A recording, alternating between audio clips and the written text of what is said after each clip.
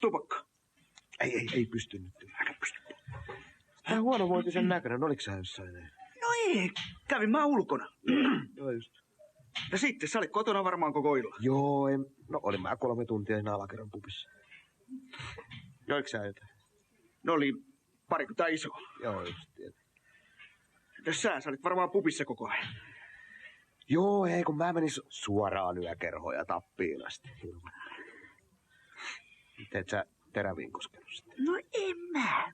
Paukkua tuli koko ajan pöytään. Joo just. Sä pääsit kotiin kuitenkin. No totta kai. Mitä mä oon nukkunut silmäystäkään? Tuli suoraan töihin. Menikö rahaa?